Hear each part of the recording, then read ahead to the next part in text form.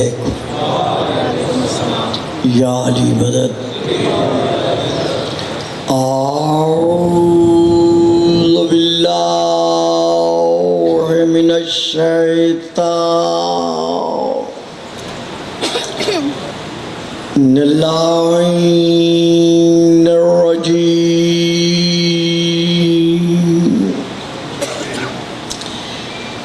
بسم اللہ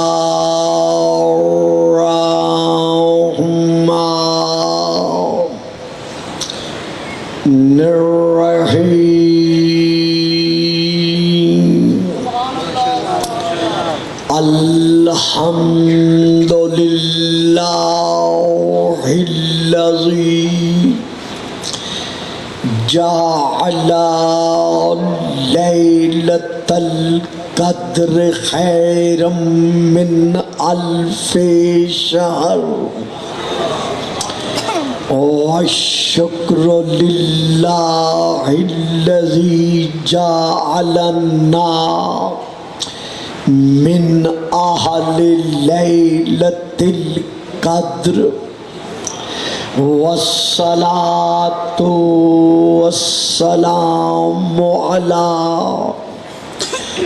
معدن فیوزات لیلۃ القدر محمد المبعوث صلوات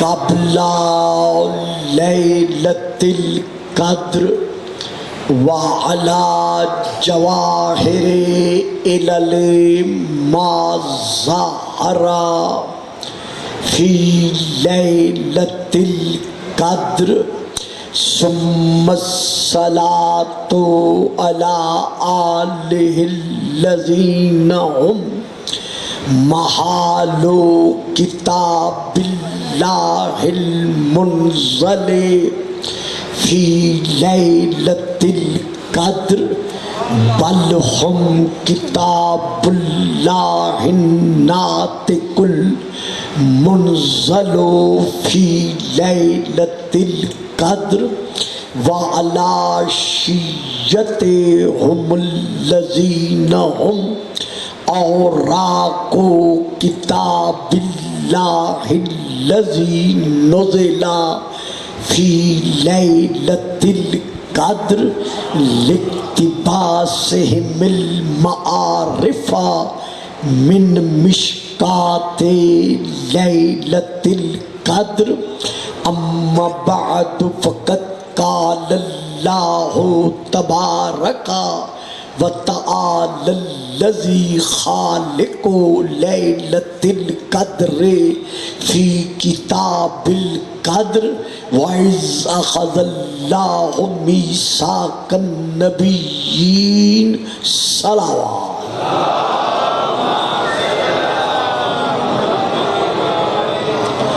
نعرہ تکبیر نعرہ تکبیر نعرہ رسالت نعرہ رسالت نعرہ حیدری نعرہ حیدری حسینیت حسینیت یزیدیت یزیدیت بآواز بلند صلوات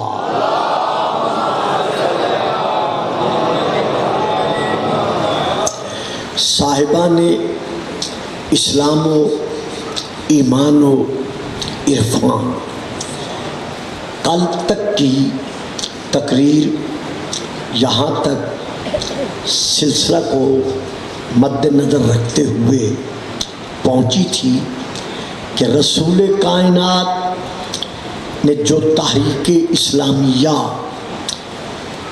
کائنات کے سامنے پیش کی ہے، اس تحریک اسلامیہ کے حضرت ابو طالب علیہ السلام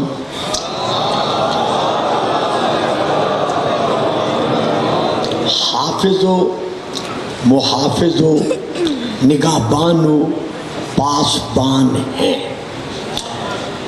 آپ کی شاعری کے مجموعے کا نام ہے دیوان ابی طالب۔ تو یہ وہ دیوان ہے کہ جس کے اشعار کا ذکر صرف کتب اہل تشیع میں نہیں بلکہ کتب اہل تسنن میں بھی وہ اشعار موجود ہیں، اور بالخصوص علامہ ابن ابی الحدید معتزلی نے اپنی شورۂ آفاق کتاب شرح نہج البلاغہ ابن ابی الحدید، اس میں کافی اشعار اس نے حضرت ابو طالب علیہ السلام کے پیش کیے۔ انہی اشعار میں سے میں آج کی تقریر کے آغاز میں ایک شعر پڑھ رہا ہوں۔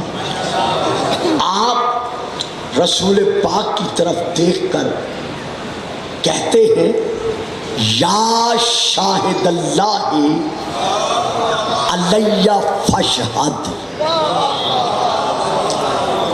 یا شاہد اللہ علیہ فاشہد، اے اللہ کی توحید کے گواہ مجھ پہ بھی گواہ رہنا۔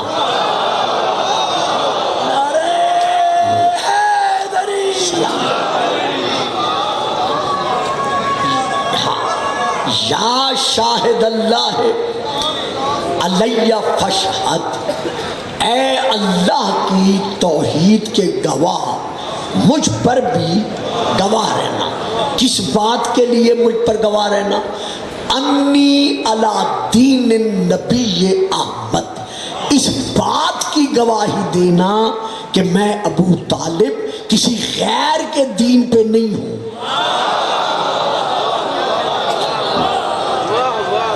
بلکہ میں صرف اور صرف اس نبی کے دین پر ہوں جو وہاں کا احمد مجتبی ہے اور یہاں کا محمد مصطفیٰ۔ تو یہ آپ کے اشعار آپ کے اسلام پر، آپ کے ایمان پر کل بھی گواہ تھے اور آج بھی گواہی دے رہے ہیں۔ 3 سال برابر رسول پاک نے خفیہ طور پر، مخفی طور پر، پوشیدہ طور پر تبلیغ کی ہے۔ اب اس خفیہ تبلیغ کے اسلام سے کوئی مکی واقف تھا یا نہیں تھا یہ بات الگ ہے، لیکن ابو طالب تو واقف تھے۔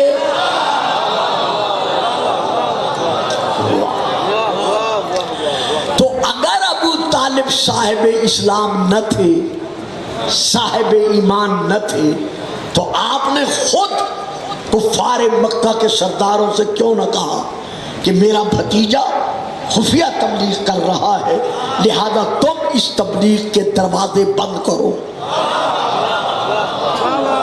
اگر کہیں نہیں ملتا، بلکہ آپ اس دور میں بھی، اس زمانے میں بھی رسول پاک کی تبلیغ اسلامیہ کے ممد و معاون اور مددگار و ناصر بن کر رہے، حتیٰ کہ 3 سالوں کے بعد اب واضح طور پر احکم الحاکمین کا ہمارے رسول کو یہ حکم ملا وَأَنذِرْ عَشِيرَتَكَ الْأَقْرَبِينَ، سورہ الشعراء سورہ نمبر 26 آیت نمبر 214۔ اللہ نے اپنے حبیب کو اب یہ حکم بخشا کہ میرا محبوب خفیہ تبلیغ کا زمانہ گزر چکا ہے۔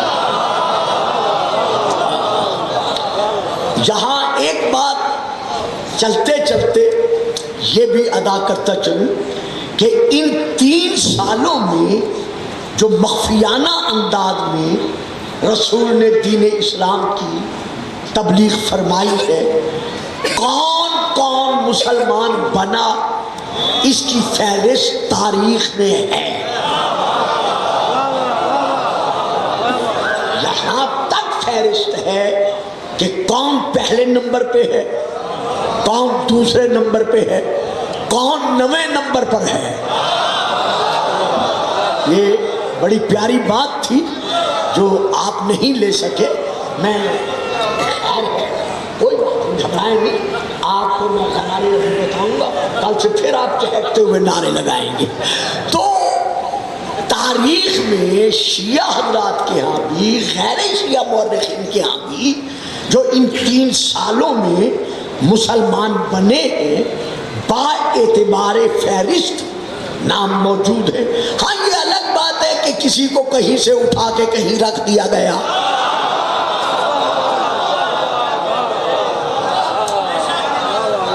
لیکن اپنے اپنے مقام پر اسماء بھی ہیں، فہرست کے نمبر بھی ہیں کہ فلاں فلاں موقع پر مسلمان بنا۔ یہاں پر بڑے دلی دکھ کے ساتھ مجھے ایک بات منبر سے دینی پڑ رہی ہے۔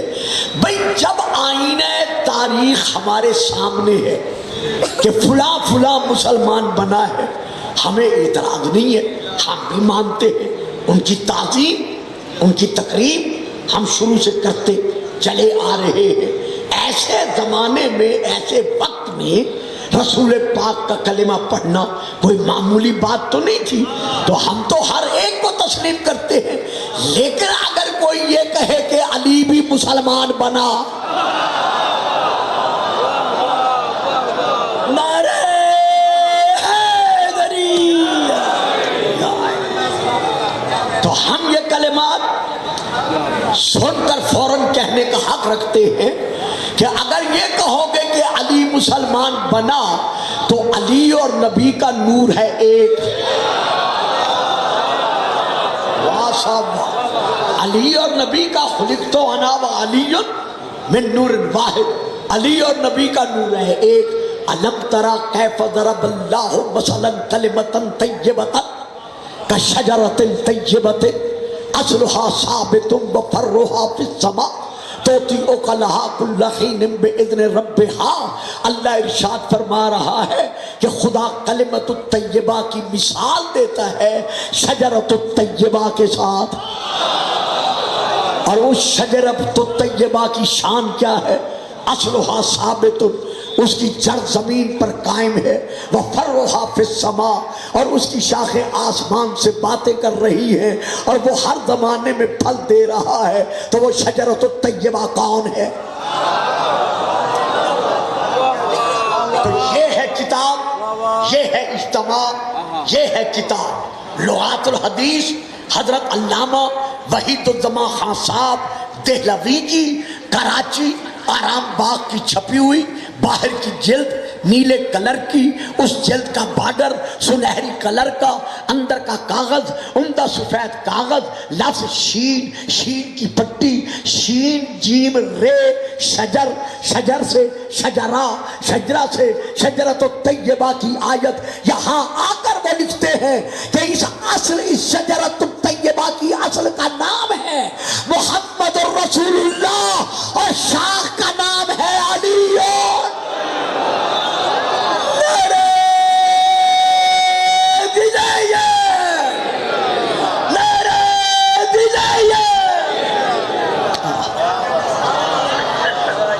تو جو اصل رسول کی ہے، فکرہ لیں ذرا، میں نے کیا کیا ہے، جو اصل رسول کی ہے وہی اصل علی کی ہے، جو نسل رسول کی ہے وہی نسل علی کی ہے، جو حسب رسول کا ہے وہی حسب علی کا ہے، جو نسب رسول کا ہے وہی نسب علی کا ہے۔ اب فکرہ دے رہا ہوں، جو دین نبی کا ہے وہی دین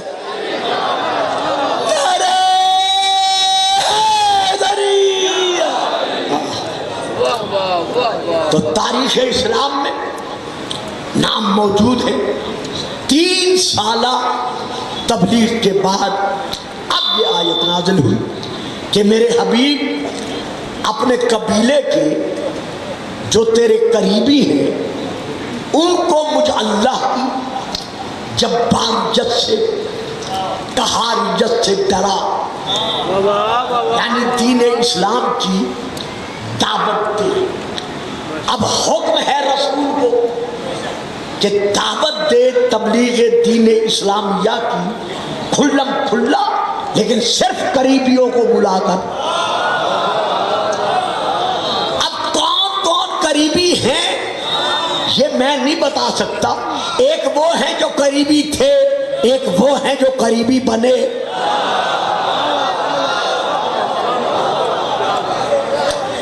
دعوت دو۔ اب یہاں پر میں یہ کہنے کا پورا حق رکھتا ہوں کہ تمام تر تبلیغ دین اسلامیہ کی کامیابی و کامرانی کا دار و مدار ہے اسلام کی اس پہلی دعوت پر۔ یعنی پہلی دعوت تبلیغ اسلامیہ جو ہے، اس کی کامیابی پر، اس کی کامرانی پر، اس کی ظفر یابی پر تا قیام قیامت دین اسلام کی کامیابی کا دار و مدار ہے۔ تو جب آیت پڑھی جاتی ہے، تفسیر بیان کی جاتی ہے، اس کو لکھا اور پڑھا جاتا ہے، تو کم از کم اس نئی نسل کو یہ بھی تو بتاؤ کہ یہ دعوت کس گھر میں واقع ہوئی۔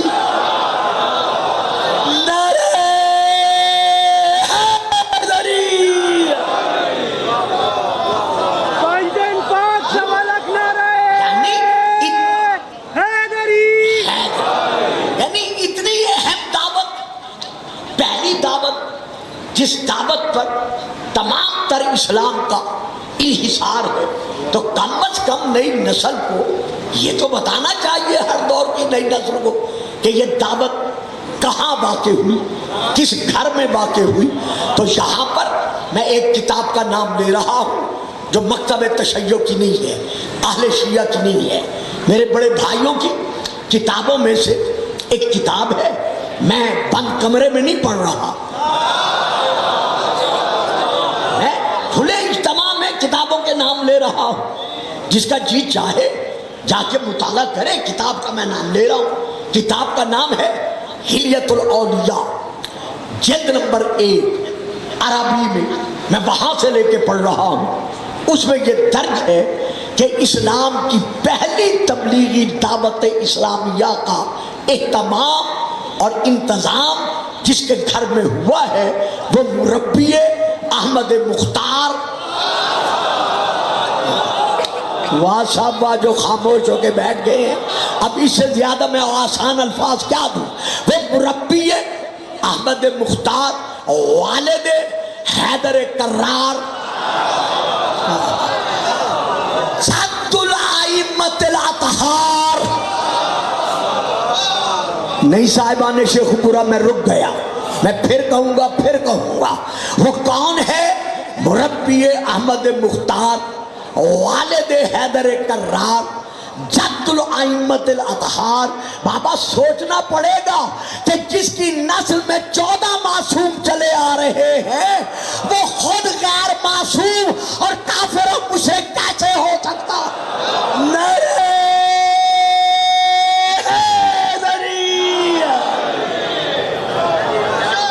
رسول اس کی آغوش میں پلا،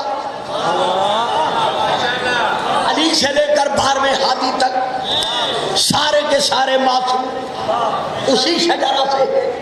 تو اب اسی لیے میں نے کہا ہے جد الائمۃ الاطہار، یعنی والد کل ایمان، قرآن کے فرمائے ہوئے حضرت عمران کے گھر میں اسلام کی پہلی تبلیغی دعوت کا انتظام ہوا۔ بھائیو، اگر کسی سیاسی جماعت کا پہلا جلسہ جس مقام پر ہو جائے، اسے تو تم نہیں بھلاتے، اور جس کے گھر میں انتظامی جلسہ تبلیغ اسلامیہ کا پہلا ہو رہا ہے، اسے صرف بھلاتے ہی نہیں بلکہ اعلان کرتے ہو، کچھ اعلان کرتے ہیں کہ ابو طالب صاحب اسلام نہ تھا، صاحب ایمان نہ تھا۔ میں پھر پوچھنا چاہوں گا کہ اگر آج کوئی مسلمانوں کا علماء طبقہ ایک اسلامی جماعت نئی بنا لے، میری کوئی اور مراد نہیں ہے، علماء کا، علماء اسلامیہ کا کوئی طبقہ گروہ ایک نئی جماعت اسلام کے طور پر بنا لے اور اس کا پہلا جلسہ کرنا ہو تو وہ علماء کسی مندر میں جا کے جلسہ نہیں کرتے۔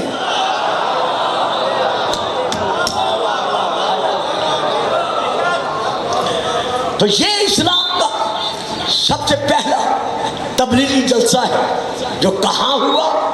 کتاب کا نام میں لے چکا، حضرت ابو طالب علیہ السلام کے گھر میں۔ اب یہاں پھر ایک اور بات ہے، وہ قابل فکر ہے کہ ابو طالب کا گھر کہاں ہے؟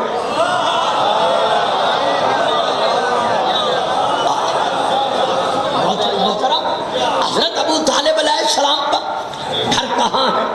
مکہ میں۔ اور بے گھر کا گھر کہاں ہے؟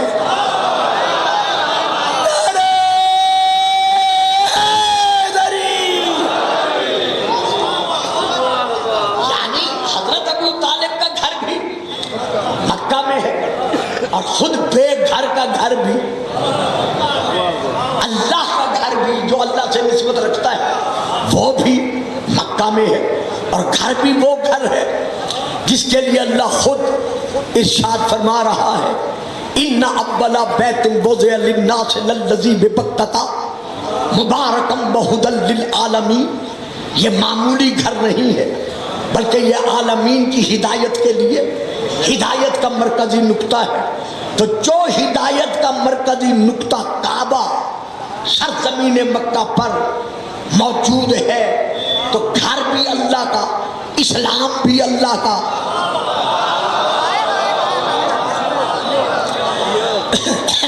تو پھر اللہ نے رسول کو یہ حکم کیوں نہیں بخشا کہ اس کی تبلیغ کا آغاز مجھ بے گھر کے گھر سے کرو، مجھ لا مکان کے مکان سے کرو؟ نہیں، وہ حکم نہیں بخشا بلکہ رسول پہ چھوڑ دیا کہ تبلیغ دین اسلامیہ کے لیے اپنے قریبیوں کو بلاؤ۔ اللہ کی وحی کے اشاروں میں رسول نے ابو طالب کا گھر منتخب کیا۔ تو جوف کعبہ میں یہ جلسہ کیوں نہیں کرایا؟ کعبہ کے اندر یہ جلسہ کیوں نہیں کرایا؟ اس لیے کہ اس وقت کعبہ کے اندر 360 بت موجود تھے، اور بت گھروں کا، بت فروشوں کا اور بت پرستوں کا کعبہ میں آنا جانا موجود تھا۔ اللہ کو یہ گوارا نہ ہوا کہ دین اسلام کی پہلی دعوت پر بتوں کا سایہ پڑے۔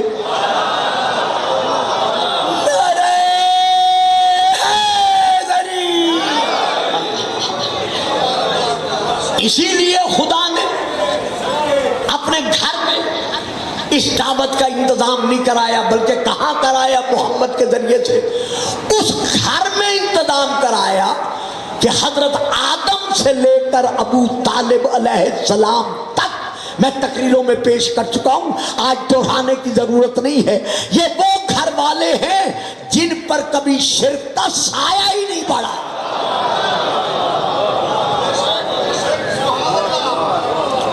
یہ میں نہیں کہہ رہا، یہ میری طرف سے نہیں ہے، میں کتاب کا نام لے رہا ہوں۔ کتاب کا نام ہے، شیعہ حضرات کی کتاب ہے بحار الانوار، جلد نمبر 35۔ میرے بچوں، جس کی سمجھ میں آ جائے وہ بولے ضرور، جو نہیں بول سکتا اس کی تو مجبوری ہے نا، لیکن جو سمجھ کر بھی نہ بولے پھر اس سے کہنا میری مجبوری ہے۔ تو کتاب کا نام ہے بحار الانوار، جلد نمبر 35، میں وہاں سے لے کے پڑھ رہا ہوں۔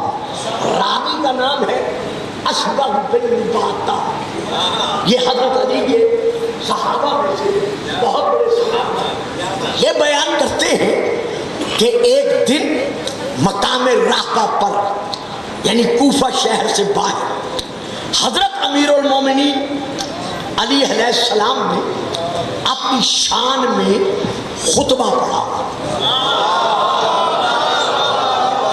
جب آپ اپنی شان میں خطبہ پڑھ چکے تو ایک گستاخ مجمع کے درمیان سے اٹھا، دیکھ کر کہتا ہے یا امیر المومنین، آپ کا تو یہ مقام ہے جو آپ بیان کر رہے ہیں، لیکن آپ کے باپ کے متعلق ہم نے سنا ہے، نقل کف نباشا یہ میں کہہ رہا ہوں، وہ کہتے ہیں ہم نے سنا ہے کہ آپ کے باپ ابو طالب ٹخنوں ٹخنوں تک جہنم کی آگ میں ہیں، جبکہ آپ کا یہ مقام ہے۔ بس اس کا اتنا کہنا تھا، اللہ کا جلال جلال میں آیا،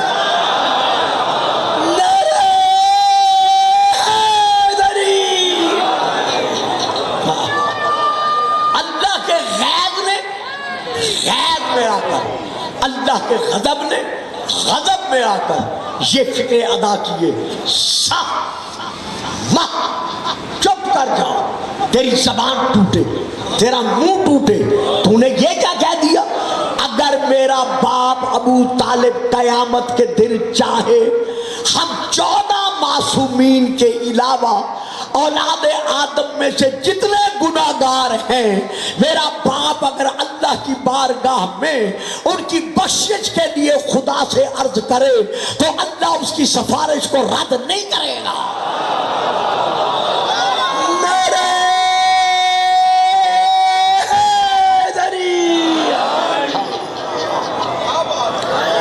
اب یہاں جو بات میں دینا چاہتا ہوں وہ میں آپ سے بڑی توجہ چاہتا ہوں، خاص طور پر پھر کہوں گا جو لے لیں وہ ضرور بولیں، باقی بچے نہیں بول سکتے۔ بھائی کسی کو بد دعا نہ دینے والا علی،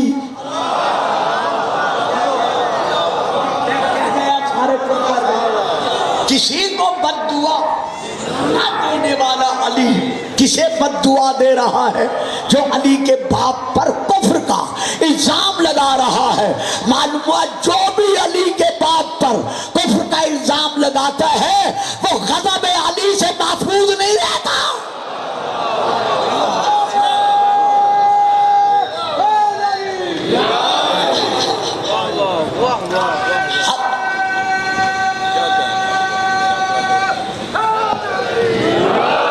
حضرت ابو طالب علیہ السلام کے گھر میں اس دعوت کا انتظام ہوا۔ اس دعوت کا نام ہے دعوت ذوالعشیرہ۔ جتنی شیعہ سنی کتابیں ہیں سب کتابوں میں تقریباً اجمالاً اور مفصلاً اس دعوت ذوالعشیرہ کا ذکر موجود ہے۔ تاریخ کامل جلد نمبر 2، تاریخ طبری جلد نمبر 2، معارج النبوہ جلد نمبر 2، کنز الامال جلد نمبر 6، تاریخ ابن کثیر، تفسیر ابن کثیر اہل سنت حضرات کی، تفسیر الکشاف علامہ زمخشری کی، ترمذی شریف اور باقی بہت ساری کتابیں، سب میں اس دعوت ذوالعشیرہ کا ذکر موجود ہے۔ لیکن میں پڑھ رہا ہوں تاریخ کامل جلد نمبر 2 صفحہ نمبر 62 اور 63، تاریخ طبری جلد نمبر 2 اتفاقاً اس کا بھی صفحہ نمبر 62 اور 63 ہے، دونوں عربی میں ہے، میں وہاں سے لے کر پڑھ رہا ہوں۔ رسول پاک نے جب اس دعوت کا بحکم خدا ابو طالب کے گھر میں انتظام کرنا چاہا تو 13 سال کے علی سے کہا۔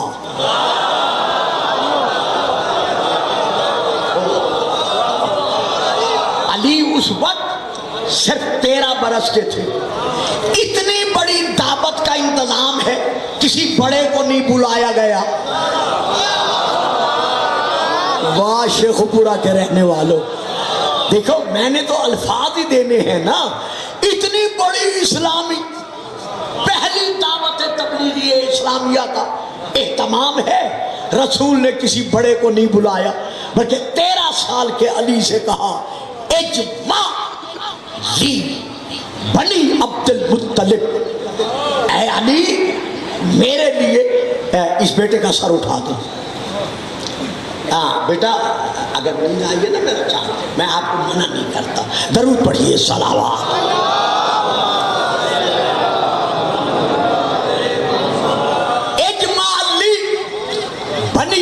المطلب، اے علی میرے لیے عبد المطلب کی اولاد کو جمع کرو۔ کس سے کہا؟ علی سے کہا۔ یہ رکھو میرے سر پہ قرآن، کراؤ میرا کعبے کی طرف رخ۔ جتنی شیعہ سنی تاریخ اسلام کی کتابیں ہیں یا تفسیر کی ہیں جن میں دعوت ذوالعشیرہ کا ذکر ہے، الحمدللہ جتنی مجھ سے ہو سکتی تھی میں نے کھنگال ڈالی ہے۔ کسی شیعہ سنی کتاب میں مجھے نہیں ملا کہ رسول نے علی کو نام بھی بتائے ہو کہ اسے بلاؤ، اسے بلاؤ، اسے بلاؤ۔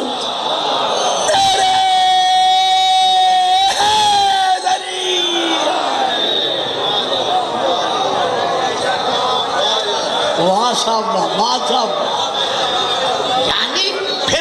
پھر سنیں میں بڑے آرام سے پڑھ رہا ہوں اور آپ دیکھ رہے ہیں محرم میں اپنے انداز خطابت سے ہٹ کر پڑھ رہا ہوں کیونکہ کچھ باتیں مشکل ہیں اور بچے سو جاتے ہیں، تو اس لیے مجھے آرام سے بات سمجھانی پڑتی ہے۔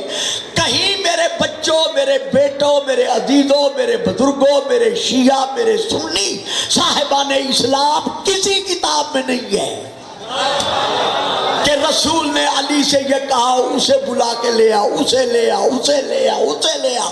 یا رسول اللہ، علی 13 سال کا ہے، پہلا تجربہ ہے، پہلے کبھی آیا نہیں تنظیموں میں، پہلی مرتبہ آپ اس کے ذمے یہ فریضہ لگا رہے ہیں، تو کم از کم علی کو بتائیں تو صحیح کہ کسے کسے بلانا ہے تاکہ علی صرف انہیں بلا کے لے آئے۔ جواب ملتا ہے خاموش، میں علی کو چچا زاد بھائی سمجھ کر نہیں بھیج رہا بلکہ گواہ نبوت جان کر۔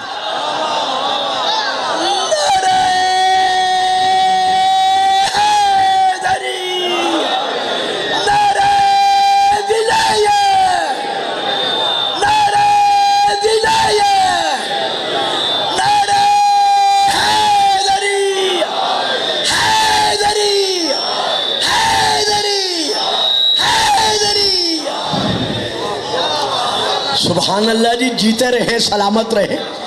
مولا آپ سب کو سلامتی دے، اور میرے عزیز بیٹے رضاکار جس انداز میں اپنا فریضہ ادا کر رہے ہیں خدا ان کی بھی شرعی حاجات کو پورا فرمائے۔ تو رسول پاک فرماتے ہیں میں ابن عم سمجھ کر، میں اپنا چچا زاد سمجھ کر، بابا جی بڑی پیاری بات ہے جو لے رہے ہو، ذرا تھوڑا سا میرا ساتھ دو، اپنا چچا کا بیٹا سمجھ کر میں علی کو نہیں بھیج رہا، فکرہ دوں گا، بولوں گا نہیں، لے نہ لے آپ کی مرضی، اگر 5، 12، 14 بول لے تو پھر ان سے پوچھ لینا کہ گلفام صاحب نے کیا کہا تھا۔ کہا اس تبلیغ اسلامیہ میں رشتے نہیں چلتے، اللہ کا چناؤ چلتا۔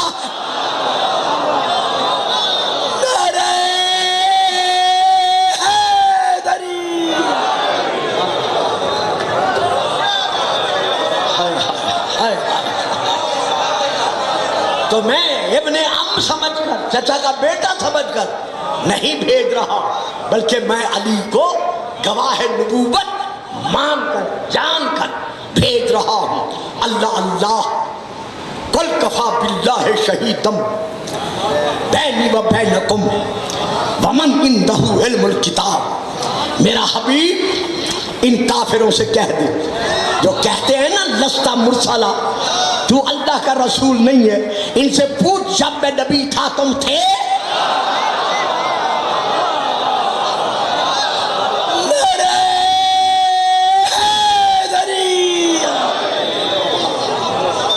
تو پھر تم میری نبوت اور رسالت کا انکار کیسے کر سکتے ہو؟ ہاں سنو، میری نبوت اور رسالت کے 2 گواہ، ایک اللہ ہے اور ایک وہ ہے جس کے سینے میں کتاب اللہ ہے۔ اب وہ کتاب اللہ کس کے سینے میں ہے میرا یہ موضوع نہیں ہے، لیکن نام لے رہا ہوں۔ تفسیر روح المعانی حضرت علامہ آلوسی علیہ الرحمہ کی، میرے بڑے بھائیوں کے بہت بڑے مفسر، انہوں نے اس آیت کی تفسیر میں لکھا ہے کہ لوگوں صاحب علم الکتاب کو تلاش کرنے کے لیے ادھر ادھر نہ دیکھنا بلکہ سنو صاحب علم الکتاب کون ہے؟ علی کرم اللہ وجہہ۔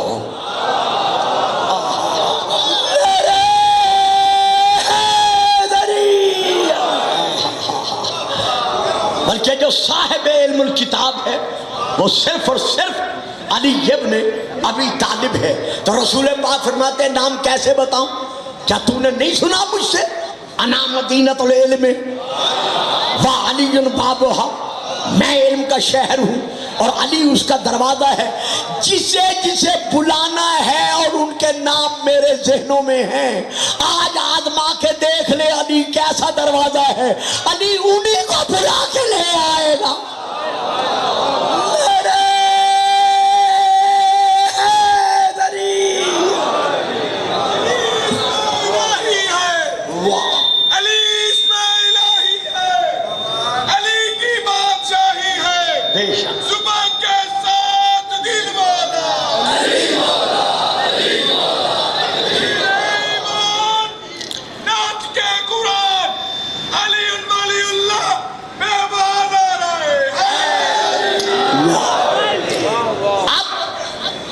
بلا کے لے آئے. یہ ہے میرے پاس کتابوں کے نام. میں چند ایک نام لیتا ہوں جو بڑی دیر سے بٹھایا جاتا ہوں، تو میں نہیں چاہتا کہ آپ حضرات زیادہ دیر انتظار کر سکیں. نمبر 1 تاریخ کامل، نمبر 2 تاریخ طبری، نمبر 3 تفسیر ابن کثیر، نمبر 4 معارج النبوہ، نمبر 5 کنز الامہات، نمبر 6 الریاض النظرہ، نمبر 7 کفایت الطالب، نمبر 8 تاریخ ابو الفدا، نمبر 9 سیرت ابن ہشام. گھبرا تو نہیں لینا آپ صاحبہ. یعنی ان تمام کتب میں یہ موجود ہے کہ علی بلانے گئے اور بلا کے لے آئے. رسول پاک نے ان کے آنے سے پہلے جب علی بلا کے لے آئے، کسے کسے بلایا؟ یا رسول اللہ اسے بلایا. کہیں تاریخ میں نہیں ہے رسول نے کہا نہیں اسے نہیں بلانا تھا، اسے بلانا تھا، یا اسے نہیں بلانا تھا، اسے بلانا تھا. بھائیوں بزرگوں، آپ داد نہیں دیں گے، اور میں داد کے لیے بھی یہ فکرہ نہیں کہہ رہا. وہ میرا زمانہ گزر گیا ہے. میں نے حقیقت دینے کے لیے یہ کلمات ادا کیے ہیں. ماننا پڑے گا کہ علی جس کو بلا کے لا رہا ہے، جو دماغ نبوت میں تھا وہی دماغ ولایت میں تھا.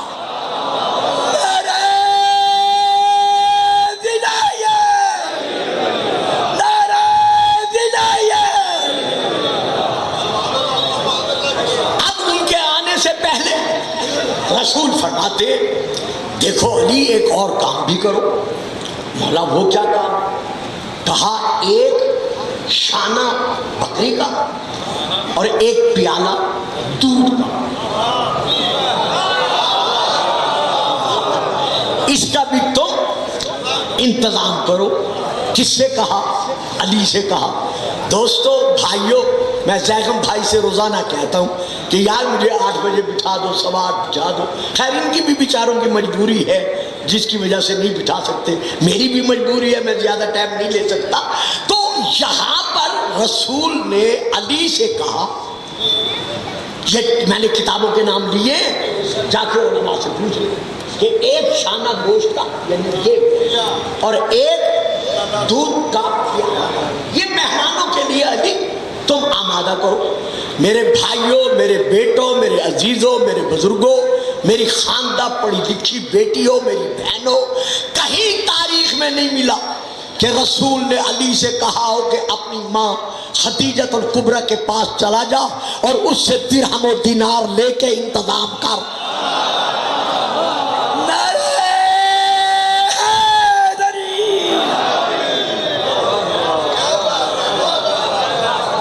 رسول نے بی بی خدیجہ کے پاس بھیجا نہیں،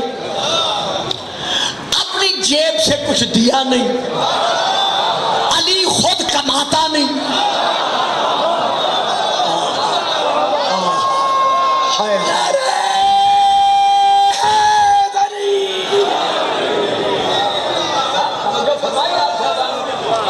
علی ہے 13 برس، رسول بی بی خدیجہ کے پاس بھیج نہیں رہے، اپنی جیب سے کچھ دے نہیں رہے، اور علی برسرے روزگار نہیں. فرما رہے ہیں علی سے کہ دعوت کا انتظام کرو.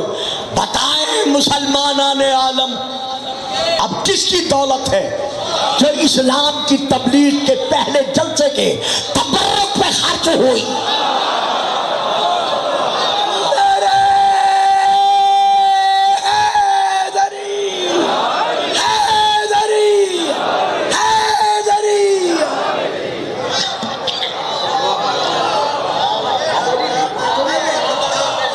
درود پڑھیے گا، صلوات. بڑی مہربانی. یہ ہے ابو طالب، گھر بھی ابو طالب کا، خرچ بھی ابو طالب کا. اسلام کی پہلی تبلیغی دعوت پر انتظام ہو گیا. کم و بیش 40 ہاشمی عورتیں مرد اس مجمع میں جمع ہوئے. کسی اور کو نہیں بلایا. بابا جی اور میں کی کرا، رکھو میرے سر پہ قرآن، خدا کی قسم، مصطفیٰ کی قسم، مرتضیٰ کی قسم، قرآن خدا کی قسم، سید الشہداء کی قسم، بیت اللہ کی قسم، حتیٰ کہ رسول نے بی بی خدیجہ کے رشتہ داروں کو بھی نہیں بلایا.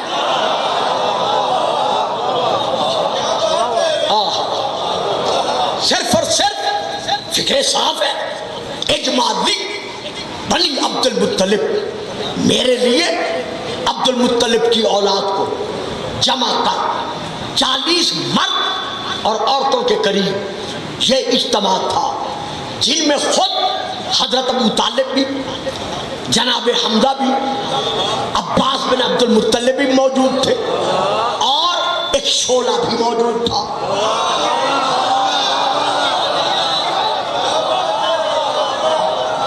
ایک شعلہ بھی. سارے دیکھ رہے ہیں بچے کہ مول صاحب نے یہ کیا کہہ دیا، ابو لہب. شعلہ نہیں، شعلے کا بھی باپ، یعنی ابو لہب بھی موجود تھا. تو اس دعوت کے انتظام میں جب سارے کھا پی چکے، اب رسول نے چاہا کہ جس امر کا اللہ نے امر بخشا ہے میں ان تک پہنچا دوں.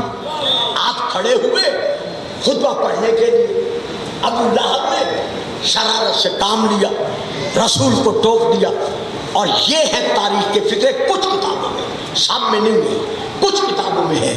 اس نے ایک زوردار کہا لگایا، اور کہا لگانے کے بعد ان آنے والوں کی طرف دیکھ کر کہتے ہیں، دیکھا محمد کتنا بڑا نقل کفر نباشت جادوگر ہے، ساحر ہے، کہ جس نے ایک شانہ گوشت کا اور ایک دودھ کا پیالہ، جو ہم میں سے ایک کو بھی کافی نہیں ہوتا، 40 نے مل کر اس سے اپنے آپ کو سیر کر لیا.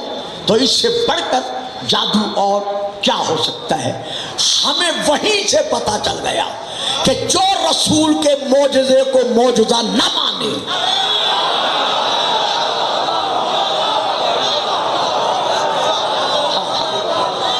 جو ہمارے معجز نما رسول کے، جو بچے چپ ہیں ان کا حق ہے وہ چپ رہیں، میں اب انہیں کچھ نہیں کہوں گا. جو ہمارے رسول معجز نما کے معجزے کو معجزہ نہ مانے بلکہ اسے جادو تصور کرے، تو ہم اعلان کر رہے ہیں کہ وہ کل کا ابو لہب تھا اور محمد کے معجزے کا منکر آج کا ابو لہب.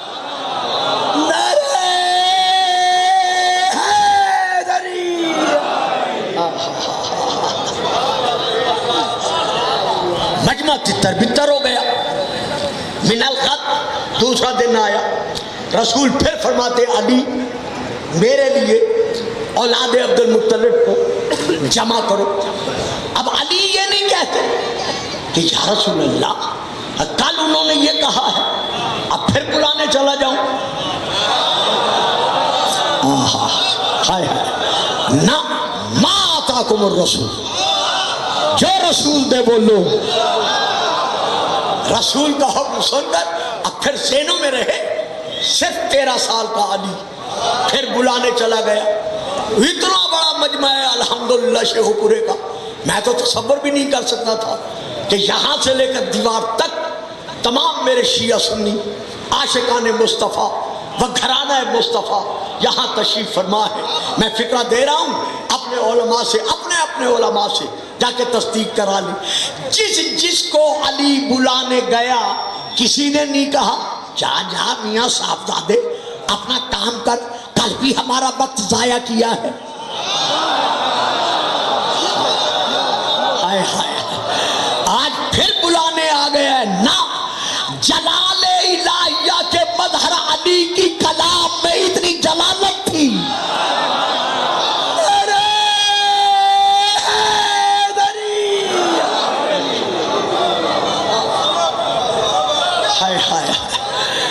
کہ کوئی بھی جسارت انکار نہ کر سکا۔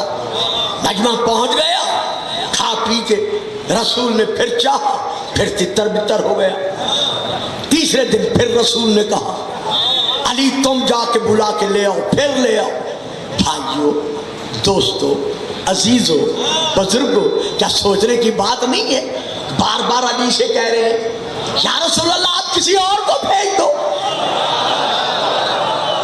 پہلے دن تو علی گیا ہے، دوسرے دن بھی گیا ہے، ایسا نہ ہو کوئی ناخوشگوار واقعہ علی کے ساتھ پیش آ جائے، اب تیسرے دن کسی اور کو بھیج دو۔ کہا ہاں گلفام یہ تیری سوچ ہے، اب میرا جواب بھی سن۔ اگر موسیٰ کا ہارون کے علاوہ کوئی اور وزیر ہوتا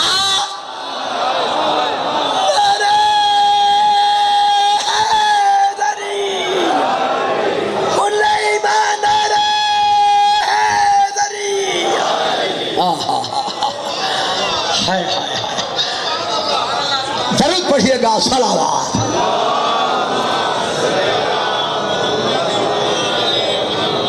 تو میں بھی کسی اور کو بھیج دیتا، لیکن یہ علی مصر ہارون ہے۔ تو جب موسیٰ نے ہارون کے بغیر ایک قدم اٹھانا گوارا نہیں کیا، تو میں اسلام کی بنیادی دعوت کے لیے علی کے بغیر کسی اور کو کیسے بھیج سکتا ہوں؟ علی گئے، بلا کے لے آئے، پھر وہ آ گئے۔ اب میں شیعہ کتاب کا حوالہ دے رہا ہوں۔ کتاب کا نام ہے الغدیر، عربی میں جلد نمبر 7، میں وہاں سے لے کے پڑھ رہا ہوں۔ دعوت کے بعد پھر رسول نے چاہا کہ آپ کھڑے ہو کر خطبہ دیں۔ ادھر سے ابو لہب نے اپنے پر تولے، پھر رسول کو روکنے کے لیے، ابھی روکنے کے لیے آمادہ ہی ہوا تھا کہ اللہ کے شیر کی آواز گونجی،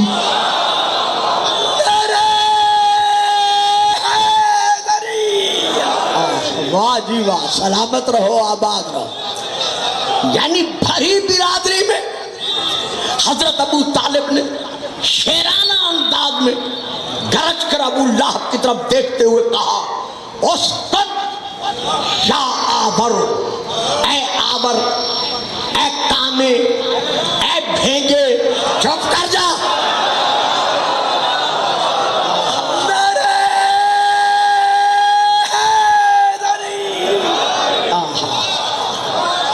سبحان اللہ جی۔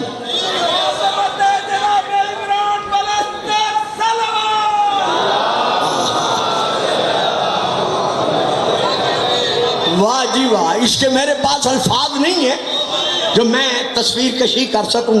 حضرت ابو طالب فرماتے ہیں اے آور، اے کانے، اے بھینگے، چپ کر جا۔ اگلے فکرے سنو گے نا؟ دیکھ کر فرماتے ہیں چپ کر جا۔ ما انتا وہذا، کیا تو نہیں جانتا کہ تیری اوقات کیا ہے اور محمد کا مقام کیا ہے؟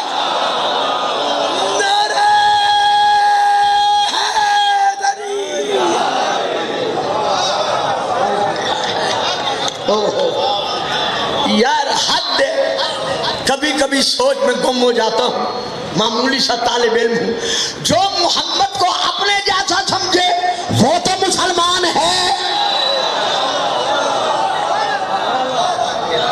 اور جو ابو طالب مجمع میں کہہ رہا ہے قوم قوم قوم یا سیدی، ہائے ہائے ہائے ہائے، ہاں ہاں ہاں، بھرے مجمع میں کہا قوم قوم یا سیدی، اے میرے سید و سردار۔ ہائے ہائے ہائے، آج ذرا اپنے اپنے گریباں میں جھانکو، جو محمد کو اپنے جیسا سمجھ رہا ہے اس کے مقابلے میں ابو طالب کیا کہہ رہے ہیں؟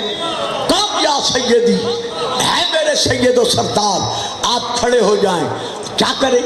فَبَلِّغْ رِسَالَةَ رَبِّكَ فَإِنَّكَ الصَّادِقُ الْمُصَدَّقُ، جو اللہ نے آپ کو پیغام دے کے بھیجا ہے، بلغ بلغ، یار کیا کروں شیخ و پورا کے رہنے والوں، بلغ، اس پیغام کو پہنچا۔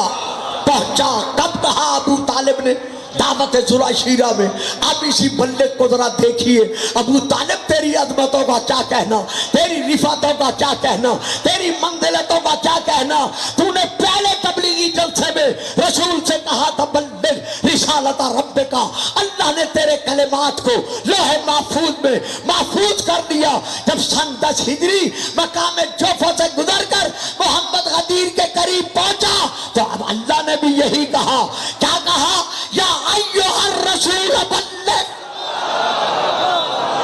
نعرہ حیدری، حیدری، حیدری، حیدری، حیدری، کل ایمان نعرہ حیدری۔ مولوی صاحب کی ذرا مدد کرا دے، ان کا گلا بیٹھ گیا ہے، کوئی اور بھی تھوڑا سا ساتھ دے، سپیکر تھام لے۔ اچھا جی، ماشاءاللہ، درود پڑھیے گا، صلوات۔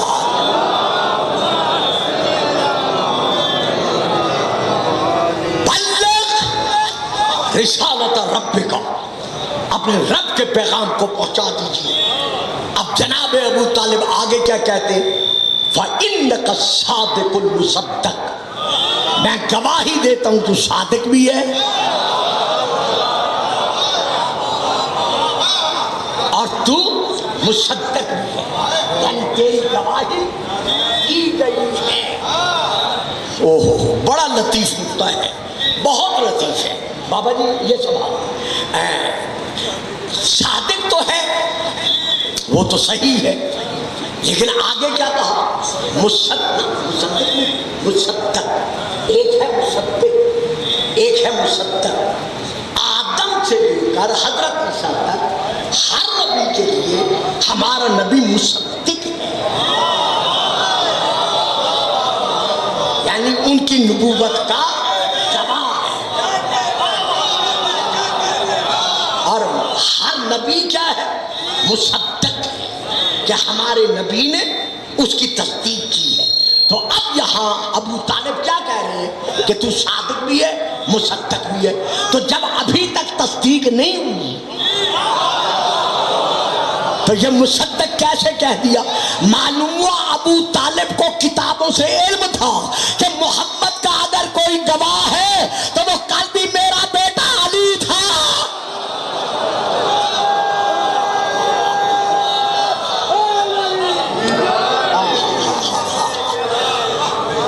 رسول نے خطبہ پڑھا، اگر کل صحیح ٹائم پہ بٹھایا گیا تو انشاءاللہ میں خطبہ پڑھوں گا، ورنہ شاید آگے نکل جاؤں گا، معلوم نہیں ہے مجھے۔ اب رسول نے خطبہ پڑھا، خطبہ پڑھنے کے بعد یہ تاریخ کامل اور ساری کتابوں میں ہے، لیکن میں اس وقت تاریخ کامل اور تاریخ طبری سے پڑھ رہا۔ رسول پاک فرماتے ہیں فَأَيُّكُمْ يُبَادِرُنِي عَلَى هَذَا الْأَمْرِ عَلَى أَنْ يَكُونَ أَخِي وَوَصِيِّي وَخَلِيفَتِي۔ بھائیو گھبرانا نہیں، یہ میری بات ذرا تسلی سے سن لو، پھر میں یہی روک لوں گا۔ تم میں سے کون ہے ایسا جو آج میرا وزر اٹھانے کا، میرا بوجھ اٹھانے کا، اور معارج النبوہ میں ہے جلد نمبر 2 میں، جو آج میری مدد کرنے کا وعدہ کرے؟ میں اس سے وعدہ کرتا ہوں کہ وہی میرا بھائی ہوگا، وہی میرا وصی ہوگا، وہی میرا خلیفہ ہوگا۔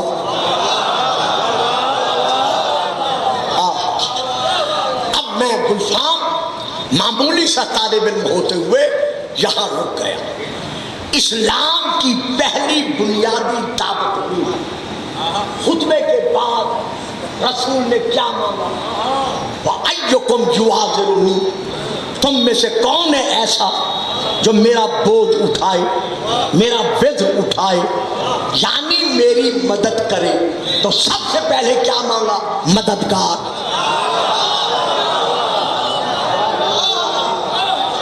سب آپ میری طرف دیکھیں نا، وہ موبائل پہ کام کر رہے ہیں، آپ میری طرف دیکھیں. میری ہر شخص پہ نظر ہوتی ہے. 50,000 کا اجتماع ہوتا ہے، میری نگاہ کے سامنے ہوتا ہے.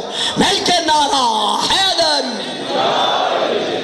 اب رسول نے اپنے بنیادی خطبے کے بعد سب سے پہلے کیا مطالبہ کیا؟ دیکھیں جی، میری طرف دیکھیں، چھوڑیں ان کو، رضاکار بیٹا ہی نہیں رہنے دو. یہ میرا کام ہے، یہ تمہارا کام نہیں ہے. تو یہاں پر رسول نے سب سے پہلے کیا مانگا؟ اپنا وزیر، بوجھ اٹھانے والا، مددگار، کہ تم میں سے کون ہے ایسا جو آج میری مدد کا وعدہ کرے. یہاں تک میں آپ کو لے آیا. اب میں آپ کو بہت دور لے کے جا رہا ہوں. 5 منٹ، 7 منٹ، 4 منٹ، کتنے منٹ بسر ہوں گے یہ مجھے پتہ نہیں ہے. پہلی آیت جو نازل ہوئی ہے وہ کس کی ہے؟ سورہ العلق کی.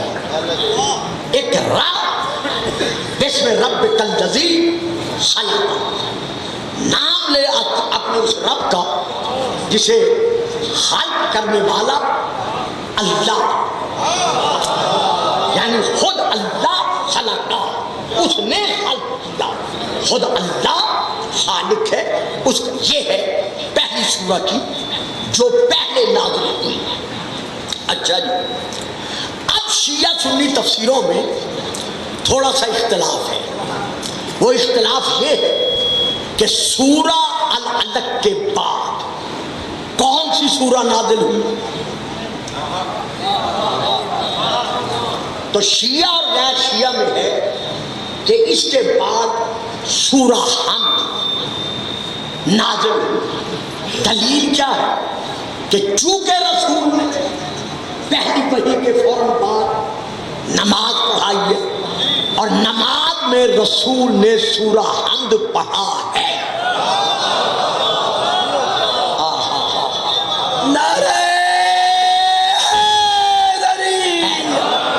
یہ ہیں 2 تفسیریں. تیسری تفسیر یہ ہے نہیں، سورہ العلق کے بعد سورہ مدثر نازل ہوا ہے. بچوں یہ خشک باتیں ہیں لیکن ہم کیا کریں، وقت کی ضرورت ہے، ہمیں دینی پڑتی ہے. یہ الگ بات ہے کہ بچے اب اس کے عادی نہیں رہے، لیکن میں تو اپنا فریضہ نہیں چھوڑ سکتا. تو یہ تفسیر ایک اور ہے کہ سورہ العلق کے بعد سورہ مدثر نازل ہوا اور سورہ مدثر کے بعد سورہ حمد. ہمارے رئیس المفسرین محدثین حضرت علامہ حسین بخش صاحب جاڑا نور اللہ مرکزہ، انہوں نے اپنی تفسیر انوار النجف نجف کے 29ویں پارے کے حاشیے پر لکھا ہے کہ بسم اللہ کی با کے نقطے نے یہ فرمایا ہے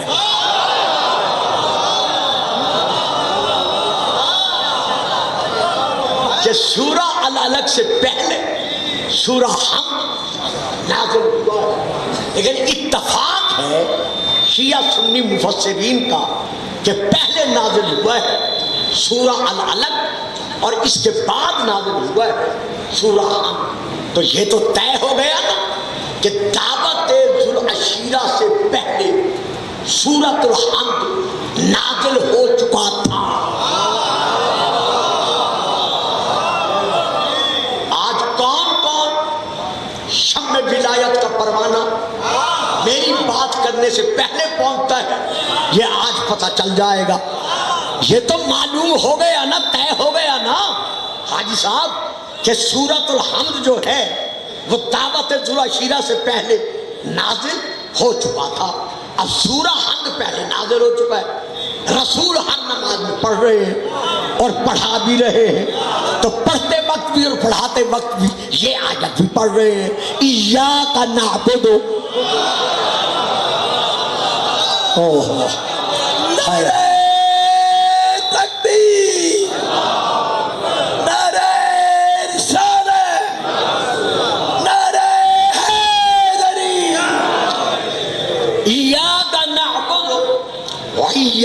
नस्तईन, हम सिर्फ तेरी ही इबादत करते हैं और सिर्फ तुझ ही से मदद चाहते हैं। रात दिन नाते कुरान कुरान की ये आयत पढ़ रहा है, अपने सहाबा को भी पढ़ा रहा है और फिर भी पहली दावत में ऐलान कर रहा है कि अय्युकुम युवाज़िरुनी अला हाज़िल अम्र, तुम में से कौन है ऐसा जो आज मेरी मदद का वादा करे। तो अब मदद का वादा करने के लिए कौन खड़ा हुआ? सारा मजमा खामोश रहा। भरे मजमे में से 13 साल का अली खड़ा हुआ, पुकार कर कहा अना अना अना या नबी अल्लाह हाजिरुन, ऐ अल्लाह के नबी मैं हाजिर हूँ। रसूल ने पकड़ के सीने से लगाया, रसूल ने मना नहीं किया। तो आप गुलफाम को कहने दो, हक हासिल है। इय्याका नअबुदु व इय्याका नस्तईन पढ़ने के बावजूद अली से मदद लेना, ये कल भी रसूल की सुन्नत थी और आज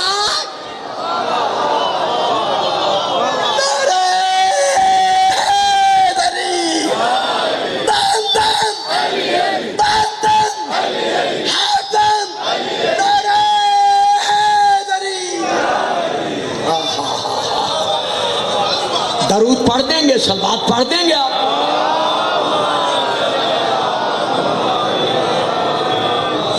बुलंद से बुलंद सलावत। अली कहते हैं अकूनो वज़ीरक, मैं आपके मददगार होने का वादा करता हूँ। जब अली ने यह वादा किया, अब खुद अली कहते हैं फ़अख़ज़ बिरक़बती, रसूल ने मेरी गर्दन में हाथ डाला,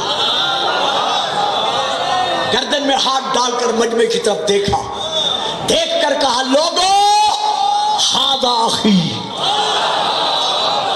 हाय हाय हाय हाय हाय, हादा अखी व वसीयी व खलीफती फीकुम, ये मेरा भाई है, ये मेरा वसी है, ये तुम में मेरा खलीफा है।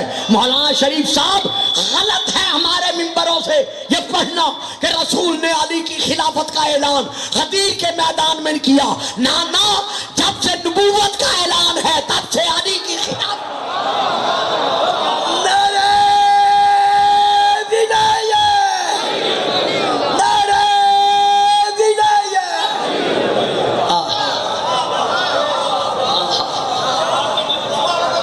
जो अली ने वादा किया था, बड़ी मेहरबानी साहब, बड़ी मेहरबानी, जो अली ने दावत जुलशीरा वादा, बड़ी मेहरबानी, बड़ी मेहरबानी, खुदा आपको सलामती दे। मैं आपकी दुआओं का मोहताज हूँ। अच्छा, ये बाबा जी ने बड़े खलूस के साथ मुझे दुआ दी है, तो इनकी दुआ के साए में मैं एक फिक्रा इन्हीं के लिए और आपके लिए और अदा कर रहा हूँ। भाई अली तो है 13 साल का, रसूल कह रहे हैं ये मेरा भाई होगा, ये मेरा वसी होगा, ये मेरा खलीफा होगा। या रसूल अल्लाह, जमानत तो ले लो अली की।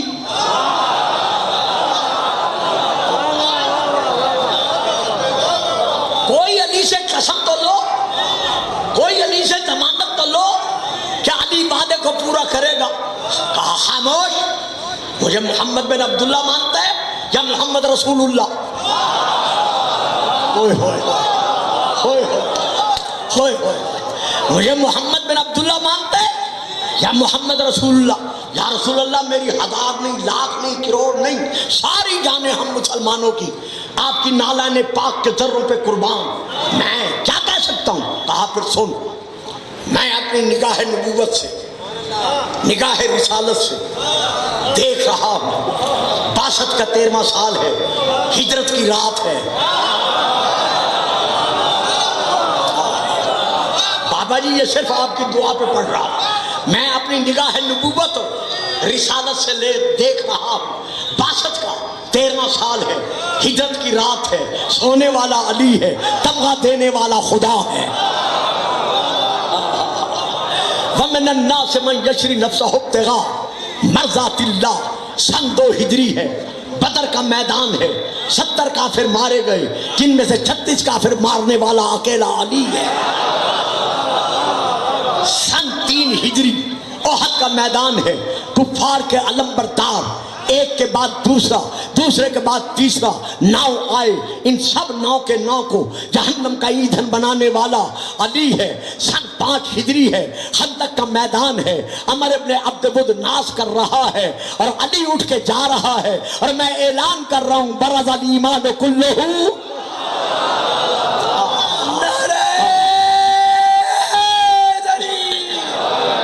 الی الشرک کلہ۔ سن 7 ہجری ہے، خیبر کا میدان ہے، قلعہ کموز فتح نہیں ہو رہا اور میں یہودیوں میں کھڑے ہو کے اعلان کر رہا ہوں لَأُعْطِيَنَّ الرَّایَةَ غَدًا رَجُلًا كَرَّارًا غَیْرَ فَرَّارٍ يُحِبُّ اللَّهَ وَرَسُولَهُ وَيُحِبُّهُ اللَّهُ وَرَسُولُهُ يَفْتَحُ اللَّهُ عَلَى يَدَيْهِ۔ وہ فتح کرنے والا یہی علی تو ہے۔ سن 8 ہجری ہے، یہی مکہ فتح ہو چکا ہے، بیت اللہ ہے، بتوں کو نکالنا ہے۔ علی کو شانوں پہ کھڑا کر کے بت نکلوا کے میں بتا رہا ہوں کہ ابراہیم کے وارث کل بھی ہم تھے۔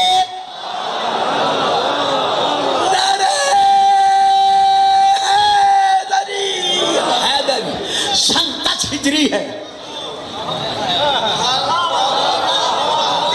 سن 10 ہجری ہے، 25 ذی القعدہ ہے، میں آخری حج پڑھنے کے لیے مکہ جا رہا ہوں۔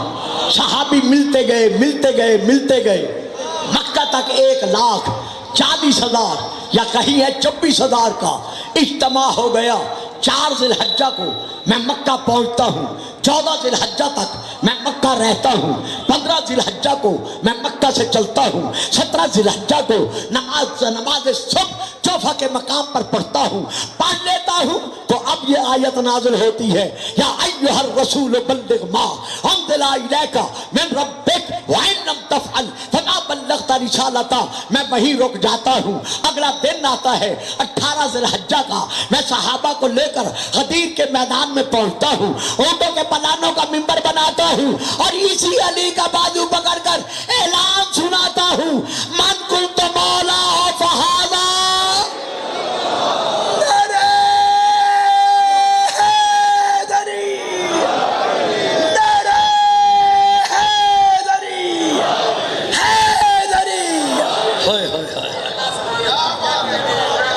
جو علی نے وعدہ کیا تھا، علی نے وہ وعدہ پورا کیا، حتیٰ کہ علی کی آل نے بھی، علی کی اولاد نے بھی یہ اسلام کی مدد کا وعدہ سب نے نبھایا اور آج تک نبھاتے چلے آ رہے۔ 16 مہینے کے تھے رسول پاک کے شہزادہ حضرت ابراہیم، جو بی بی ام المومنین ماریہ قبطیہ کے ظرف مبارکہ سے رسول کو ملے تھے۔ 16 مہینے کے تھے۔ سن 10 ہجری ماہ رجب اس شہزادے کا وصال ہو گیا۔ رسول پاک نے غسل بھی دیا، کفن بھی پہنایا، نماز جنازہ بھی پڑھی اور ہاتھوں پر رکھ کر اس شہزادے کا منہ بار بار چوم کر رسول رونے تھے۔ جب اس شہزادے کا منہ بار بار چوم کر رسول روئے تو ایک صحابی ہے، انہوں نے آگے بڑھ کر عرض کیا کہ یا رسول اللہ، کیا آپ بھی رو رہے ہیں؟ فرمایا ہاں، یہ مثل بشریت کا تقاضا ہے جو مجھے رونے پہ مجبور کر رہا ہے، اور ایک فقرہ ہے تاریخ کا جو رسول نے ادا کیا ہے۔ آپ اس صحابی کا نام لے کر کہتے ہیں کہ مجھے تو اپنے بیٹے کی وہ آخری ہچکی بھی نہیں بھولتی جو اس نے میرے ہاتھوں پر لی تھی۔ اس کا وہ آخری ہچکی لینا میرے آنکھوں کے آنسوؤں کے سیلاب کو روک نہیں سکتا۔ اپنے ہاتھوں پر شہزادے کو اٹھایا، پیچھے پیچھے صحابی ہیں، دائیں پہلو میں علی ہے۔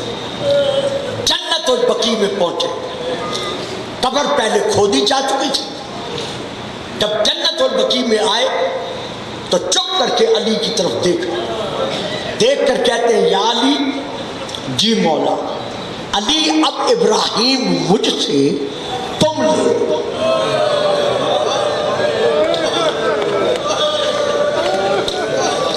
ابراہیم مجھ سے سنبھال لو. مولا خیر تو ہے؟ فرمایا ہاں میں قبر میں نہیں اتار سکتا. مرحبا مرحبا مرحبا. جو میں نے پڑھنا تھا پڑھ لیا. کائنات کا رسول, بہت بڑی سبحان اللہ, کائنات کا رسول علی سے کہہ رہے علی اب میرے ابراہیم کو تم سنبھال لو. یا رسول اللہ خیر تو ہے؟ فرمایا میں اسے قبر میں اپنے ہاتھوں سے نہیں اتار سکتا, اسے قبر میں تم اتارو. تو ایک صحابی اور آگے بڑھ کر کہا یا رسول اللہ کیا باپ اپنے ہاتھوں سے اپنے بیٹے کو قبر میں نہیں اتار سکتا؟ فرمایا اتارے مجبوری ہو اتار تو سکتا ہے, لیکن میں کیا کروں میرا دل گوارا نہیں کر رہا. دادا ابراہیم نے جب میرے دادا اسماعیل کی گردن پر چھری چلانی چاہی تھی تو انہوں نے بھی آنکھوں پہ پٹی باندھ لی تھی. تو اب میں نہیں اتارتا, میں علی کو دیتا ہوں. میں ہاتھ باندھ کے کہتا ہوں یا رسول اللہ آپ کا بیٹا 3 دن کا بھوکا پیاسا نہیں تھا.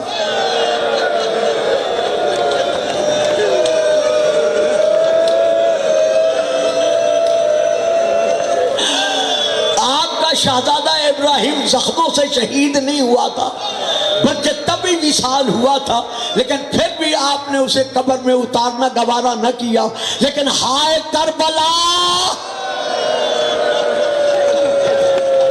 اللہ اکبر اللہ اکبر. 6 مہینے کا علی اصغر آنکھیں بند ہے, منہ کھلا ہوا ہے, گردن ایک طرف اٹھتی ہوئی, منہ کھلا ہوا. کیوں؟ شک نہ کیجئے گا, محمد و آل محمد گواہ ہے کہ میری پوری کوشش ہے اپنی اس عمر میں کہ میں بغیر دیکھے روایت نہ کروں. روایت یہ ہے کہ 3 محرم پھر سنیں 3 محرم یزیدی فوجوں کے آنے کی وجہ سے جب بی بی رباب کو پتہ چلا کہ یہ سارے لشکر غریب زہرا کو مارنے کے لیے آ رہے,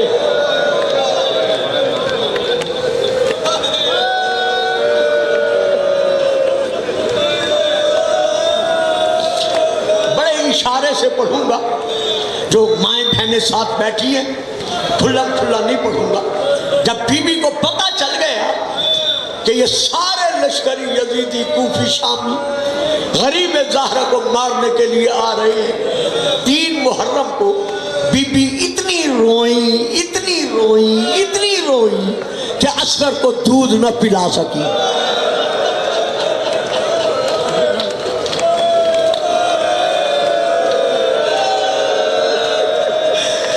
اولاد والو خدا میری ماں بہنوں کی گودیاں سلامت رکھے, آباد رکھے. جن کی اولادیں نہیں ہیں خدا انہیں علی اصغر کا صدقہ اولاد دے. میں بڑے پردے سے پڑھ گیا ہوں کہ بی بی اصغر کو دودھ نہ پلا سکی. 3 محرم سے لے کر 10 محرم تک اصغر بھوکا رہا.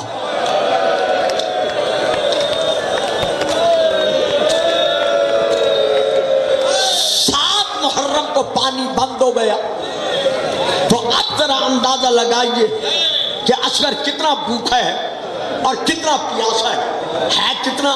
صرف 6 برس کا. میں جب بھی مجلس میں جاتا ہوں گجرانوالہ یا کہیں اور, میری مائیں بہنیں بیٹھی ہوں اور مجھے اسی راستے سے گزارا جائے تو آپ نے بھی دیکھا ہے, میں بھی اکثر دیکھتا ہوں کہ میری وہ بہنیں وہ بیٹیاں جن کے چھوٹے چھوٹے بچے گودی میں ہوتے ہیں ان کے ساتھ دودھ کی فیڈر ہوتی ہیں, پانی کی بوتلیں ہوتی ہیں, کیونکہ انہیں حالانکہ پتہ ہے کہ وہاں سبیل ہے, وہاں ٹھنڈک ہے, وہاں پانی مل جائے گا، لیکن پھر بھی ساتھ لاتی ہیں کہیں بچہ روتا نہ رہے۔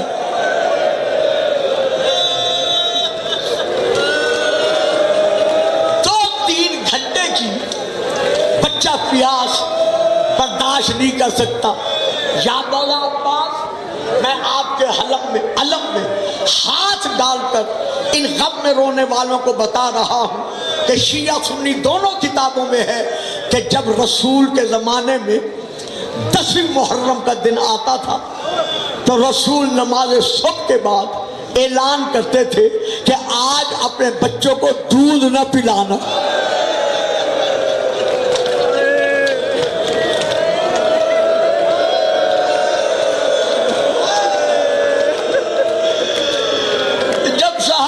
پوچھا مولا کوئی خاص وجہ ہے؟ فرمایا تم نہیں سمجھ سکتے، میں اپنی آنکھوں سے دیکھ رہا ہوں، میرا علی اصغر۔ میں ایک سوال کرتا ہوں آپ پڑھنے والوں سے، مولانا ایک سوال، اور اس کے بعد صرف ایک جملہ میں صاحب کو پڑھتا ہوں، زیادہ نہیں۔ یہ دیکھیں، یہ میرے ہاتھ میں پانی ہے، 6 مہینے کا بچہ،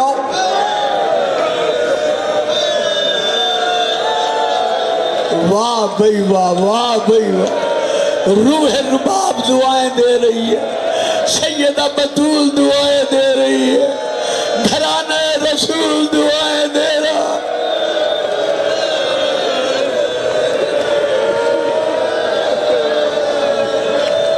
مجھے بتاؤ، 6 مہینے کا بچہ منہ کھلا ہوا ہو، زبان باہر نکلی ہوئی ہو، خود وہ تڑپ رہا ہو، اسے کتنے پانی کی ضرورت ہے؟ یہ بہت زیادہ ہے۔ یہ ایک کپڑے کا کونا پانی میں ڈال کر نکالا، بچے کے منہ میں یوں ڈالا۔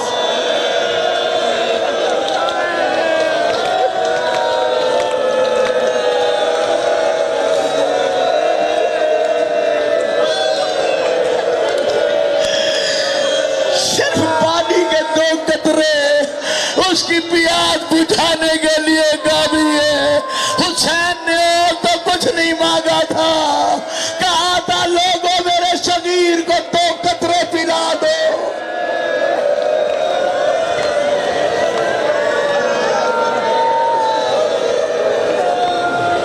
اصغر کی حالت کیا ہے؟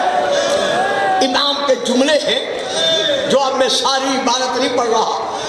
یتلذا، اس کے معنی ہے، یہ میری مائیں بہنیں زیادہ جانتی ہیں، آپ جوان مرد نہیں جانتے۔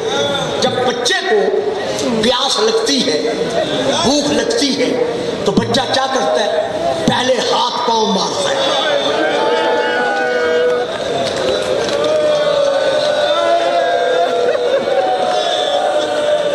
اگر پھر بھی کوئی متوجہ نہ ہو تو پھر بچہ رونے لگ جاتا ہے، اور اگر پھر بھی کوئی اس کی طرف توجہ نہ کرے تو یہ وہ منزل ہے جہاں بچے کا منہ کھل جاتا ہے تاکہ باہر کی ٹھنڈی ہوا اس کے کلیجے کو لگے اور اس کو ٹھنڈک محسوس ہو۔ اب بھی اگر کوئی اسے پانی نہ پلائے، اس کی طرف نہ دیکھے، تو اب بچہ کبھی دائیں رخسار رکھتا ہے، کبھی بائیں رخسار رکھتا ہے، اور اس کی زبان تالو سے چمٹ جاتی ہے، وہ بول نہیں سکتا، کچھ کہہ نہیں سکتا۔ اسے کہتے ہیں یتلذا۔ حسین فرماتے ہیں لوگوں، اگر میرے ہاتھوں پر پانی پلانا ناگوار ہے تو میں زمین پہ لٹاتا ہوں۔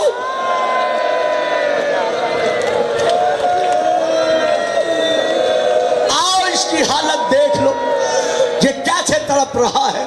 عمر ابن سعد نے حرملہ کی طرف آواز دے کر کہا، اقطع کلام الحسین، حسین کے کلام کو قطع کر تاکہ یہ بچہ قیامت تک پانی نہ مانگ سکے۔ عزاداروں، رونے والوں، اس ظالم نے 3 نوکوں والا تیر سنبھالا جو زہر میں گجا ہوا تھا۔ یہ میری بات میرے باقی بیٹے نہیں سمجھیں گے، آپ سمجھیں گے جو صاحب اولاد ہیں۔ رات کو چھوٹے بچے والی ماں اور بچہ بھی ساتھ ہو تو وہ کیا کرتی ہے؟ بچے سے ہٹ کر ایک کونے پہ سوتی ہے. کیوں؟ کہ سونے کے عالم میں کہیں میرا ہاتھ بچے کو نہ لگ جائے. رونے والوں، جو بچہ ماں کا ہاتھ نہیں برداشت کر سکتا،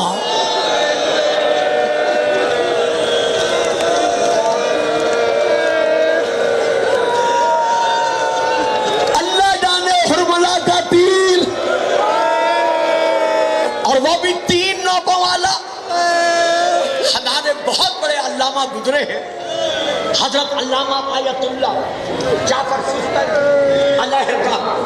انہوں نے اپنی کتاب خصائص الحسینیہ میں لکھا ہے کہ جو تیر کربلا میں رباب کے علی اصغر پہ چلایا گیا ہے، یہ تیر میدان میں جوانوں پہ نہیں چلایا جاتا تھا، بلکہ جانوروں کو گرانے کے لیے. کیا اب بھی میں پڑھوں آپ سن کر روئیں گے؟ یہ تیر جانوروں پہ چلتا تھا، لیکن ہائے ادھر اس نے تیر چھوڑا، ادھر خیمے کا پردہ ہلا. ماں نے آواز دے کر کہا خبردار اصغر، تیر بابا کو نہ لگنے پائے ورنہ حق کے دودھ نہیں بخشوں گی.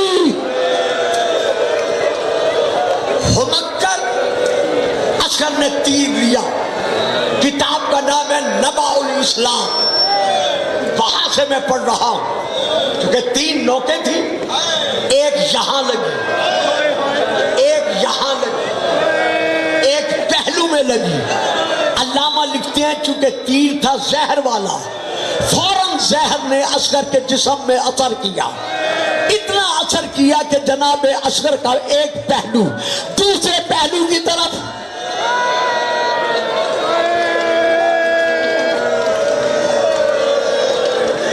ترجمہ بڑا سخت تھا، میں نے جان کے نہیں پڑھا، بلکہ اشارتاً کہہ دیتا ہوں. زہر کا اثر اتنا تھا کہ جس طرح حسن کا کلیجہ برداشت نہ کر سکا، اسی طرح 6 مہینے کا علی اصغر برداشت نہ کر سکا. اصغر کا لاشا ٹکڑے ٹکڑے ہونے لگا.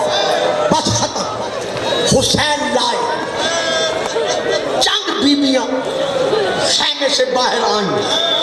خیمے کے دروازے پر رک کر زہرا کے لال نے ایک بات یاد رکھے گا، واحد شہید ہے کربلا کا علی اصغر، جس کی امام نے نماز جنازہ خود پڑھی ہے. یہ ذہن میں رہے. نماز جنازہ پڑھنے کے بعد امام نے چھوٹا سا گڑھا کھودا، چھوٹی سی قبر کھودی. اب امام چپ کر کے اصغر کو لے کے بیٹھے. رسول نے تو ابراہیم کو نہیں اتارا تھا.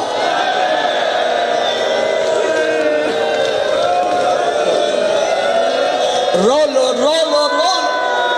میں بڑے آرام سے ایک جملہ پڑھ رہا ہوں. یہ عزاداری کے دن نے، یہ رونے کے دن نے. رسول نے تو اپنا شہزادہ ابراہیم خود قبر میں نہیں اتارا تھا. حسین چپ کر کے دیکھ رہے ہیں، شاید سوچ رہے ہوں گے ہائے میری غربت، ہائے میری مظلومیت. یہ ایک مستور کا پیچھے سے شانے پہ ہاتھ آیا، آواز دے کر کہا زہرا کا لال کیا سوچ رہا ہے؟ کہا رباب علی اصغر کا لاشا ہے، میں باپ ہوں.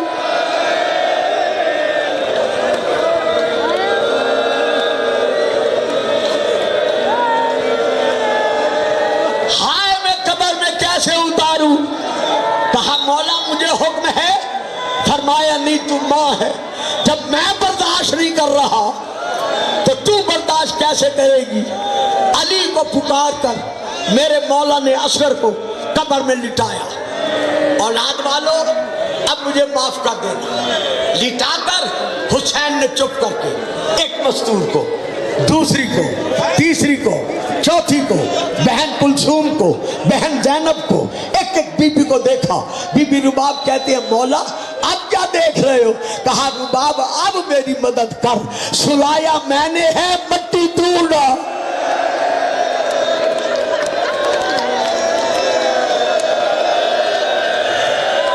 ہے حسین ہے حسین ہے اصغر.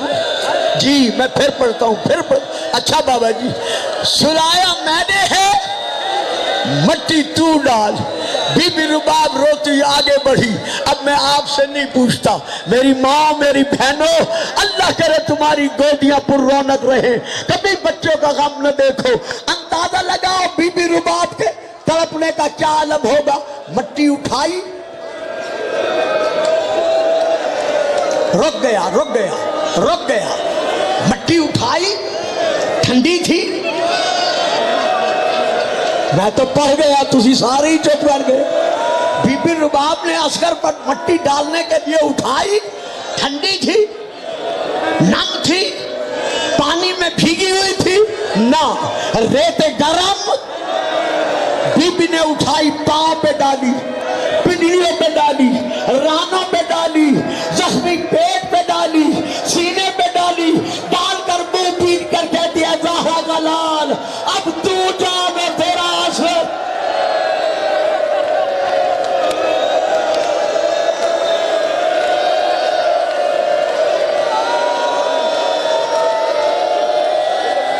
سبحان اللہ سبحان اللہ سبحان اللہ.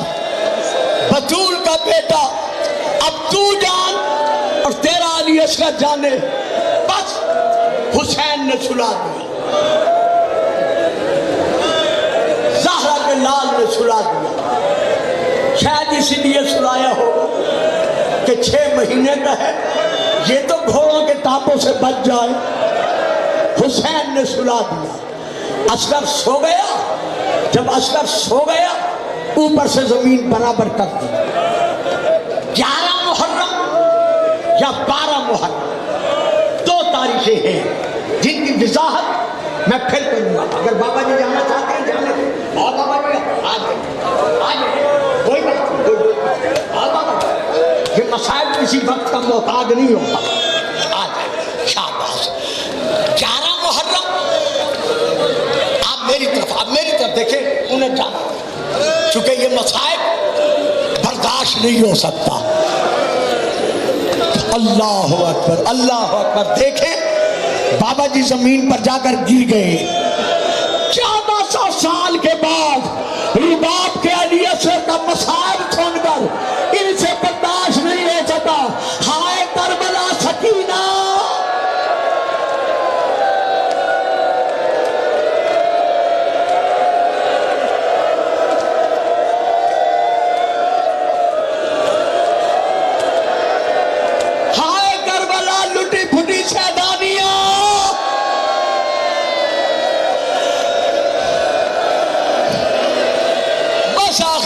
سن لو,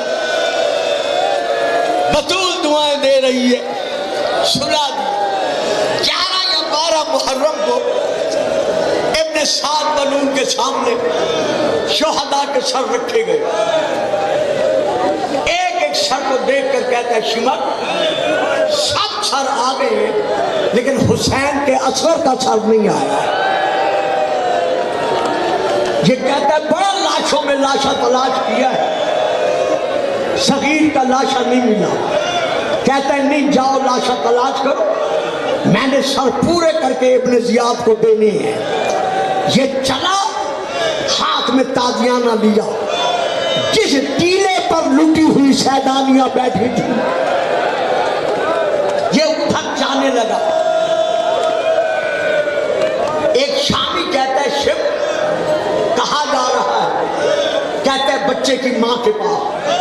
کیوں؟ اصغر کا لاشا لینے. کہتا ہے نہیں, اس کی ماں کے پاس اس کا لاشا نہیں ہے. کہتا ہے تجھے علم ہے کہاں ہے؟ کہتا ہے ہاں, خیمہ گاہ کے سے کچھ دور ایک گڑھا کھود کر حسین نے بچے کو بطور امانت سلا دیا تھا. یہ دیکھ کر کہتا ہے جگہ بتا. کہتا ہے نہیں. گھوڑے دوڑ گئے, فوجیں آتی جاتی نہیں, نشان مٹ گیا, جگہ مجھے یاد نہیں.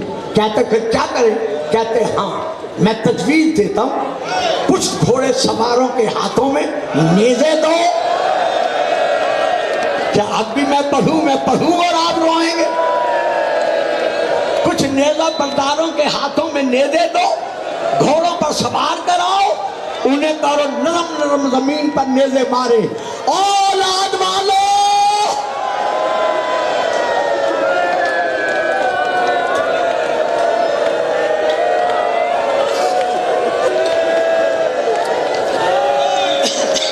जब नरम नरम जमीन पर नेज़े पड़े, 4 साला सकीना ने अपनी माँ रबाब का दामन पकड़ा। दामन पकड़ कर कहती है, अम्मा चचा भी मारे गए, भाई भी मारे गए, तमाम रिश्तेदार भी मारे गए, आप ये जालिम नेज़े मार के क्या देख रहे हैं? कहा, सकीना हमारा वारिस जो कोई नहीं रहा। हाय हाय हाय हाय, हमारा वारिस जो कोई नहीं रहा। कहा, अम्मा वो कैसे? कहा, बेटी ये तेरे असगर का लाशा था। लाश या इतने में एक जालिम ने जोर से दोनों हाथों से जमीन में नेज़ा मारा। असगर के सीने में नेज़ा लगकर कमर के पार गुजरा। असगर का लाशा नेज़े की नोक पर आया, रुख फिर गया माँ की तरफ। इशारों इशारों में कहा, अम्मा अब तो राजी है।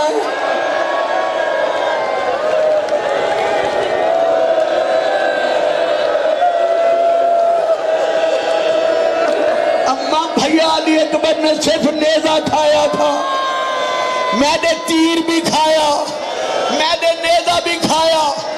काश, हाय काश, असगर का मसाइब यहाँ खत्म हो जाता, इससे आगे न होता। लेकिन क्या करूँ, अरबी फारसी सब किताबों में ये वाक़या मौजूद है कि जैसे जालिम ने नेज़े पर असगर को लिया, उमर इब्न साद के सामने लाया, सामने जमीन पे लाशा रखा। देख कर कहते हैं, इब्न साद ये है असगर का लाशा। ये देख कर कहता है, मुझे लाशा तो नहीं चाहिए। हाय असगर, हाय असगर, हाय असगर, हाय सगीर, हाय सगीर। ये कहते हैं, मुझे लाशा तो नहीं चाहिए, मुझे तो इसका सर चाहिए।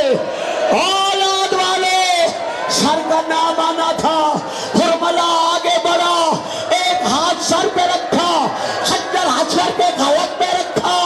अब सकीना से देखा न गया, दाई दरिया के किनारे की तरफ आवाज देकर कहा, चचा चचा चचा, आओ देखो मेरा अली असगर। बार बार मातम सगीर, मातम असगर, मातम सगीर।